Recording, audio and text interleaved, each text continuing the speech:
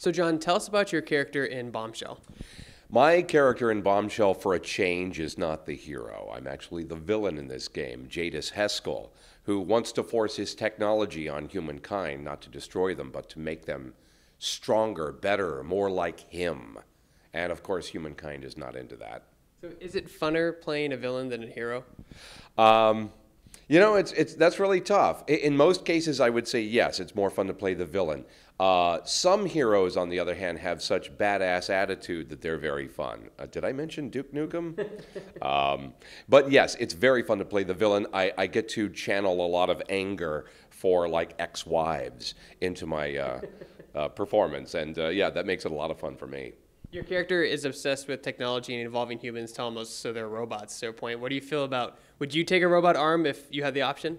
You know, if I were going to lose my own arm anyway, oh, you bet I'd take a robotic arm. Oh, hell yeah, especially one that has its own artificial intelligence. Oh, sure. I'd send it off to do stuff for me, like, get me a beer. What's it been like seeing video games evolve since you did the original Duke Nukem 3D to now?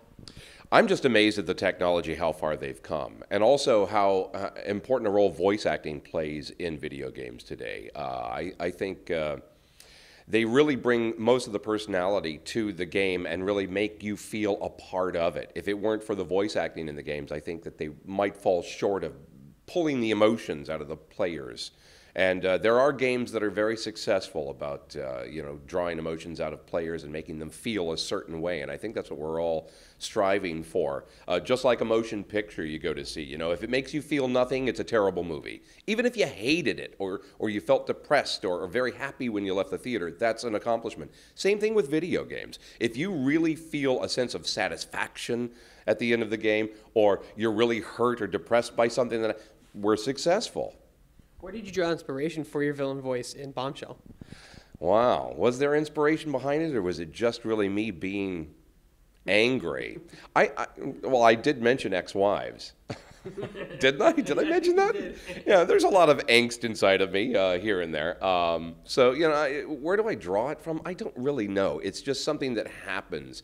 When they showed me the artwork of the Heskell character initially and said, you know, told me what the backline was about, the backstory about Heskell, I just knew instantly that, oh, this is something I've got to do. I've got to just channel some anger. And so, you know, you find that place and it comes out of you.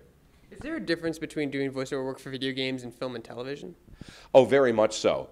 For a voice actor like myself, the television and radio work I do is mostly announcing. As you can tell, I've got that kind of announcer voice. In video games, it's truly acting.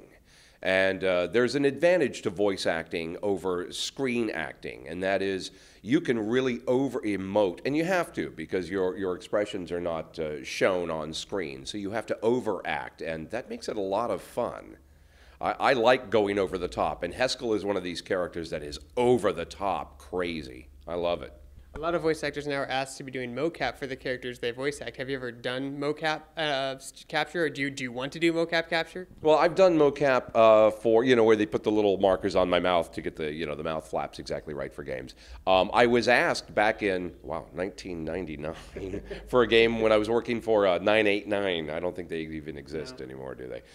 It was a game called NBA Shootout 99, and I was hired as a voice actor, you know, play some basketball players on the court, you know, and then voice like that. And they said, we'd like to put you in the mocap studio. And I said, me playing basketball? I can't walk and dribble a basketball at the same time. No, get an athlete for this, please.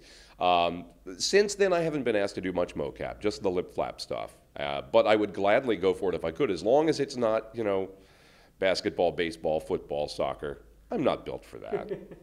How do you feel about the stories in games nowadays? People actually spend months writing just a backstory on a game like in Bombshell. I think it's absolutely amazing. I think that's one of the most creative parts of the game industry now, is that every game seems to have a really great backstory, and so much thought and time and effort is put into it.